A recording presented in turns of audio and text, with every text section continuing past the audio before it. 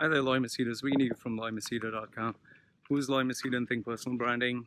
Date is 11th June 2018. Time right now is 1:47 in the afternoon. A pretty pleasant climate today. So just went in the afternoon for running. Just finished. Lately, I've noticed that a lot of people, because they see my videos, they follow me on Facebook, YouTube, Instagram, and they have been seeing all my photographs and videos, and they know that I'm staying in Thailand. There's a kind of interest with those people who are following me about migrating to Thailand. In fact, people are asking me, do you think I can get a job in Thailand? I'm thinking of migrating to Thailand. What do you think of staying in Thailand? Now, I wanted to address these queries, comments, and questions once and for all. So I thought it would help. Now, what you need to understand is, in order to make or in order to take an important decision like this, we're talking of migrating or moving. You don't take a decision like this by watching someone else's videos or reading someone else's blogs or looking at their Instagram. Now on Instagram, I'll give you an example. I only put photographs which look good, which are edited. Like I might take 20 to 30 photographs and then choose the best one with my wife. And I've done that. Just for a single photograph, sometimes I take 20 to 30 photographs. And then after using filter, I put it up. And I only put good photographs. I only put good memories. Like you'll not see me putting up a video of me crying or having a bad time or having a fight, or if I'm going through, let's say, financial problems or some emotional issues, I'm not going to post it up. So that is as far as Instagram goes. On Facebook, I never ever post stuff that is related, that is very personal or that shouldn't be shared. I maintain a brand image online, just like some people only take photographs of them dancing in clubs or them hanging around with beautiful babes or handsome looking guys drinking alcohol, looking sexy.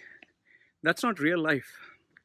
And when I post articles, the articles that I post is monitored and measured in a way to target my client base. So I'm not going to put up a post, oh, these are my problems in life, these are the issues that I have in life.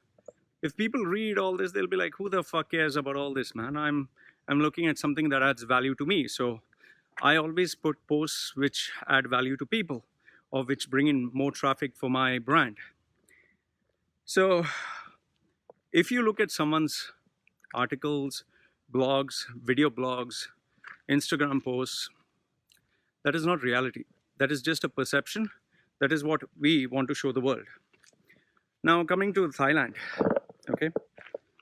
I visited Thailand at least 4 times before deciding and choosing should I migrate or not. That's number one.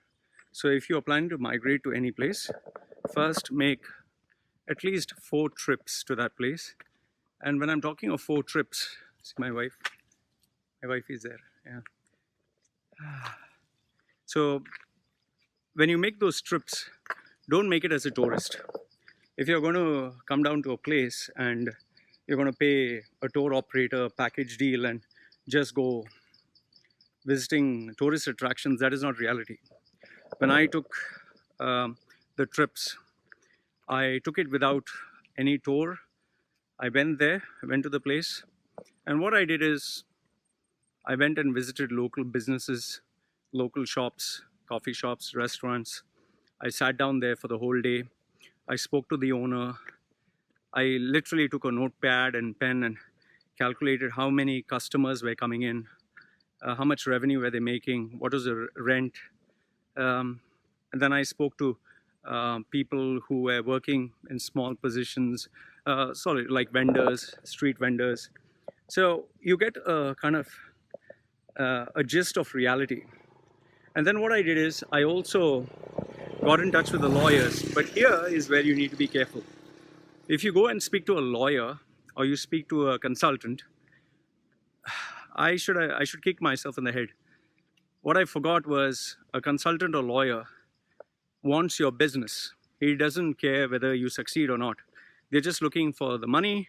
They're just looking for the confirmation. So they're going to say whatever it takes so that you say yes to them and pay them the money. So what happened was, when I spoke to the lawyer, I went to 2 or 3 lawyers. All of them they told me what I needed to listen, and made me go ahead with making my mind to migrate.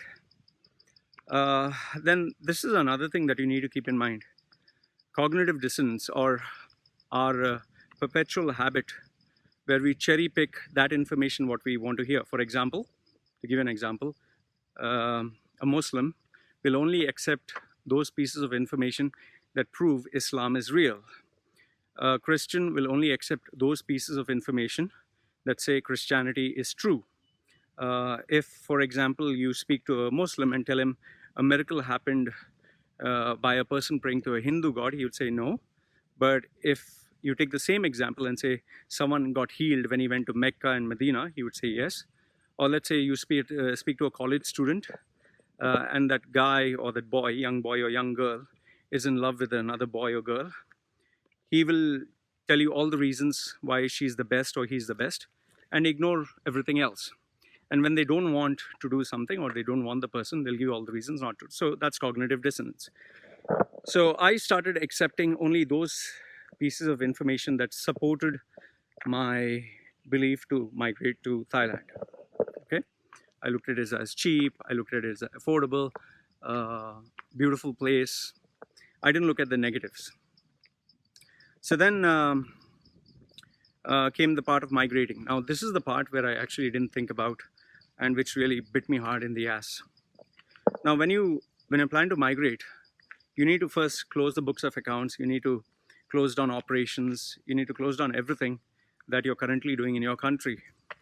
The other problem is you need to also start saving money for the shipment, for the expenses, for the tax, for migrating to a new place, for staying in a new place, taking a new house, paying the deposits. I had made a rough calculation, but it went 4 times over the limit that I thought. And where I thought just like $30,000 would be enough, it went all the way to $100,000. I actually spent $100,000 going up and down. To tell you what exactly happened, the lawyer turned out to be a fraud, cheat. The person whom I agreed to get into a business partnership also played funny games. The place where I went for, took for rent, there also I had problems. Literally I had problems everywhere. And the whole thing was a fiasco. Where I thought I had to take 1 trip, I ended up taking 4 or 5 trips up and down from Dubai, India, Thailand, just to get documentation, because I missed out that part also. So a lot of money went there. So $100,000 got spent. And another thing which not even the lawyer told me, and this I have to blame myself, there is a different regulation for someone with a Western passport. Let's say you're an American, you're a Brit, you're from Germany, you're from Sweden. They have a very different set of rules for visa. You can get visa on arrival for 1 month, and it can go on for 3 months extension. But if you're Asian, you get only a 2 weeks visa, and you can extend it for 1 more week. Both of them cost the same. So I never thought about that. For Westerners, you can take an educational visa where you can sign up for learning Thai, learning the Thai language. And most of them don't attend Thai classes. They just register there. They pay hardly $300, and they get the visa. And then they, after they get the visa, they don't attend any class, and they're enjoying the benefit of just hardly $300, while Asians don't have that, especially for Thailand. And this I learned: if you're Indian, Pakistani, Bangladeshi, Sri Lankan, you can't do that, because they're only looking at foreign exchange that is stronger in terms of dollar, euro. They're not looking at rupees. So I didn't think about all this, and I really got jacked. And then I had to, finally had no choice but to take a business visa. And for a business visa, it's much more expensive. And then you need to have 4 Thai people working for you. And then you need to have the basic requirements of the house, of the office setup, of infrastructure. So overall, I ended up spending another $100,000 more. So that is where the expenses come in. Last of not the least, I mean, the biggest surprise for me, which I knew, but still it was a surprise, is the cultural difference. There are so many variables there. Like, for example, the Thai people they're very laid back, they're very friendly, they're very nice. But for a Thai person, you're always a foreigner. You're never a part of their culture. And they'd always feel more comfortable dealing with Thai people, which is the case in most of the cultures. But you'll always be labeled with a term called Falang or Farang. So for them, you're always a foreigner. So these are the things. And now coming to the job market situation. The job market situation for Asians is extremely bad, extremely bad. They don't want to employ a foreigner unless, of course, you are truly the best. They'll employ a Westerner, but provided you have incredible credentials, stellar credentials, and your credentials stand out. But if you're Asian, you're not. Like, for example, do you know this? That even if you have a PhD in English and you're Asian, from India, Pakistan, Sri Lanka, you cannot teach the English language. But if you're a Westerner, by default, you can teach the English language in schools, and that will help you get a visa. So I didn't know this. Now, these are the factors that I never thought about. And I don't blame anyone, I have to blame myself. So, you know, the point I'm trying to tell you here is, yes, Thailand is cheap. Yes, for $1 or $5, you can survive 1 day per day. But then the question is, okay, you'll survive on $5, but will you survive on $5 for the rest of your life? Will you be sleeping in a small room in a bed space, eating just noodles from the road, rice, or just pieces of meat, and that's what you'll do for the rest of your life? What happens when tomorrow you get sick? What happens if tomorrow the country says, we have changed the law, get out? Where will you go for a job? What will you do? How will you take care? And if you have your spouse and children, how will you take care of them? You need to think about all this. See, in my case, I had an online business that operated for the past 6 years. I was online for 11 years, but 6 years I was pretty serious about it. And in the last 2 years only, I really took it full time. I had close to $200,000 with me in excess. Okay, after paying all those bills and extra. So nearly like $500,000, okay? Now, the money got spent, man. The money just got spent like water. And the first year that I migrated, it was tough. It was, I mean, every day I would sit down. I was under tremendous stress because every day money is going, every day money is going. And, you know, I told you when I just came in, I had to get my legal documents, and I paid everyone in advance, 100%. That kind of bit me back in the ass because now I had to get my status, visa status to stay in the country. So I paid money, but now they were telling me that I can't stay. So, see, these are the factors you need to keep in mind. Number one is, do you know the place? Do you know the country? Do you know the economy? Do you have a job offer in hand? Not someone said verbally, I'll give you a job. No, a written contract that you can hold up in the court of law, written in the local language, stamped and signed by the lawyer. Okay, that is number one. Second one is, have you stayed in the country for at least a sum total of 3 months? Have you lived like a local? Do you have at least close to $200,000 in the bank? Do you, just in case, let's say things don't work out and you're asked to leave the country, then do you have a plan B?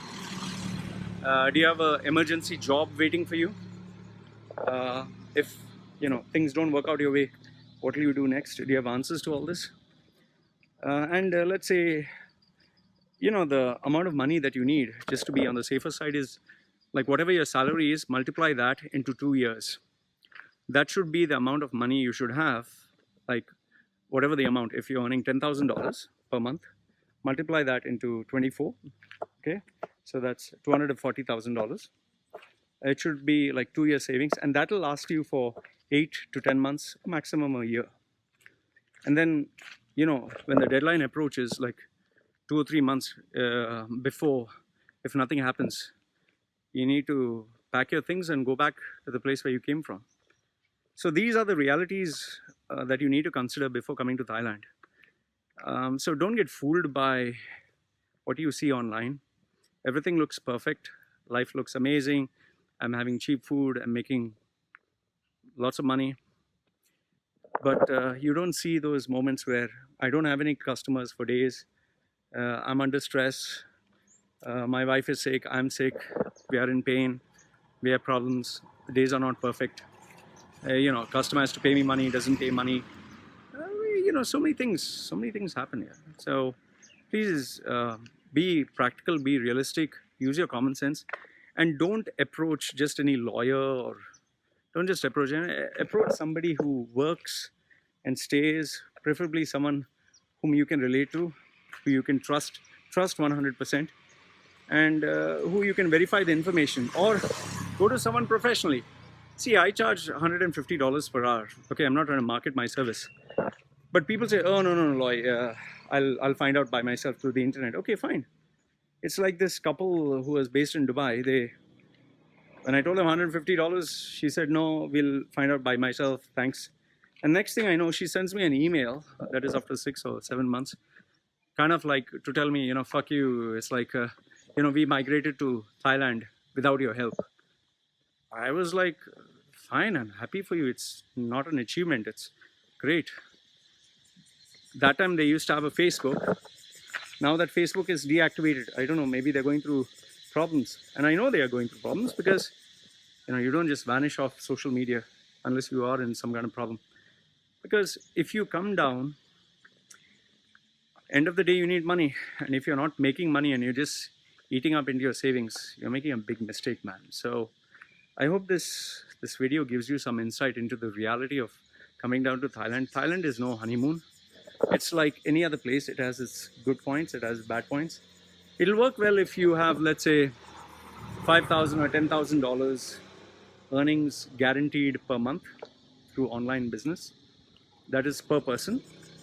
If you have a family, obviously it depends on how much your family consumes. You need to pay much more. I know there are bloggers and vloggers saying, oh, you can survive on $5 a day. Fine, if you want to sleep on, as a backpacker, sleep on the grass, or sleep on a bed space and eat food from a vendor, street vendor, for the rest of your life, and you just want to walk, take lifts from people, take favors, that is your life, fine. But if you want to live a decent life, don't fall for the bullshit that you see online. So anyway, just thought I'd share this with you. Loy from Machedo.com. Who's Loy Machedo and Think Personal Branding. If you like the video, give it a thumbs up. Don't like it, give it a thumbs down. Put your comments and questions down below. I read them. And this is me signing off for now. Take care.